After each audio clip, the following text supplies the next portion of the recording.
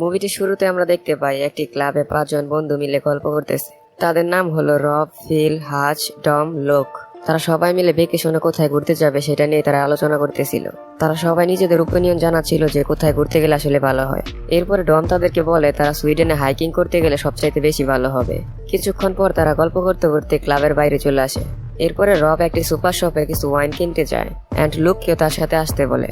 রব আর লুক যখন সেই সুপার শপের ভিতরে ঢুকে তখন তারা দেখতে পায় সেখানকার মালিককে কিছু ছিনতাইকারী আটকে তারা সেই সুপার শপের ভিতরে ছিনতাই করতেছিল। ছিনতাইকারীগুলো অন্য রুম থেকে যখন বের হয় তখন তারা রবকে দেখে ফেলে, কিন্তু লোক ছিনতাইকারীগুলোকে দেখে সে লুকিয়ে পড়ে।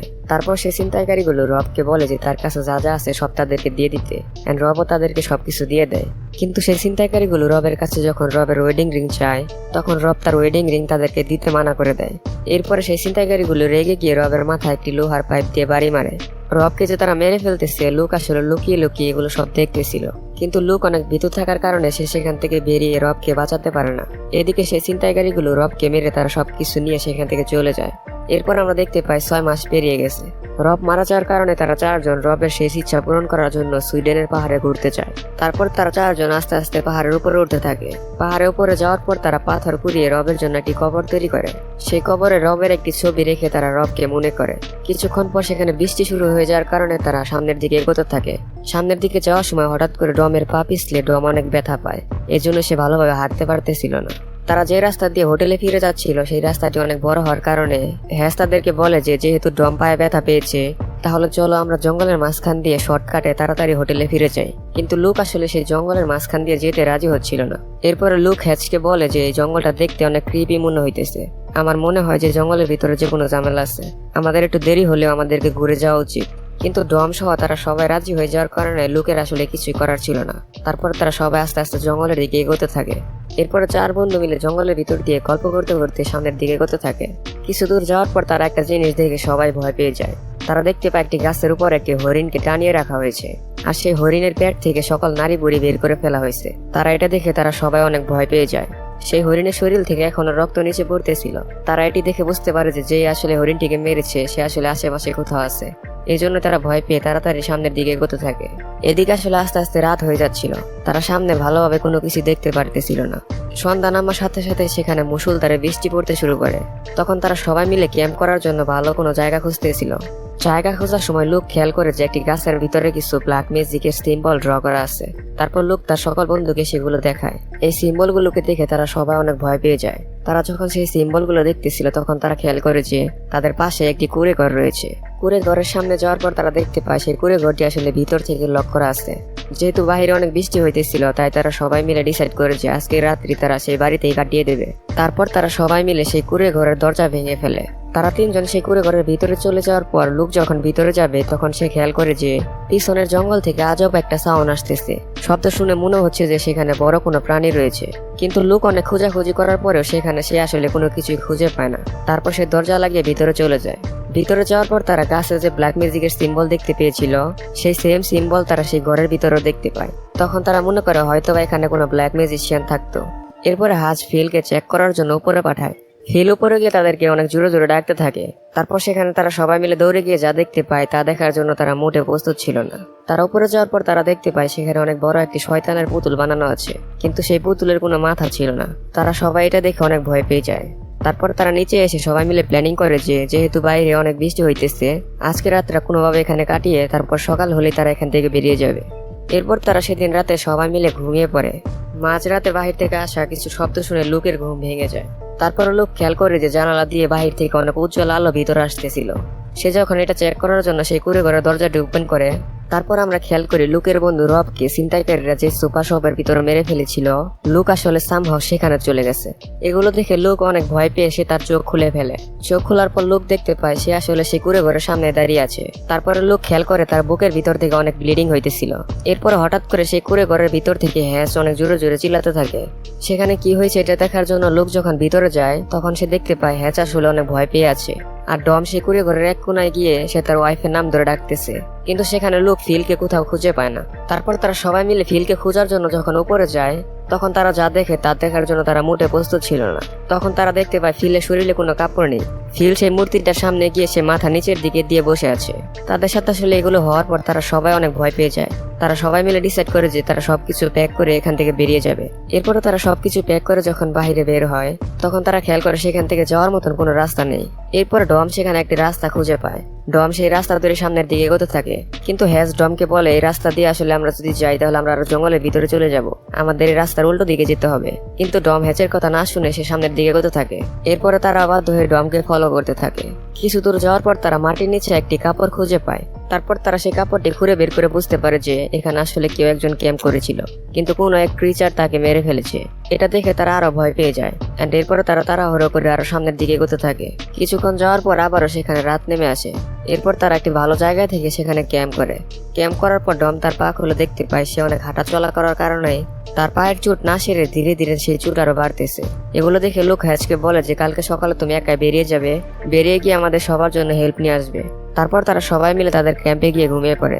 মাঝরাতে লোক আবারও সেই সেম শব্দটি শুনতে পায়। সেই শব্দটা আসলে কোথা থেকে আসতেছে লোক যখন সেটা চেক করার জন্য বাইরে বের হয়, তখন লোক আবারও তার ফ্রেন্ডের ডেড সিনটা দেখতে পায়।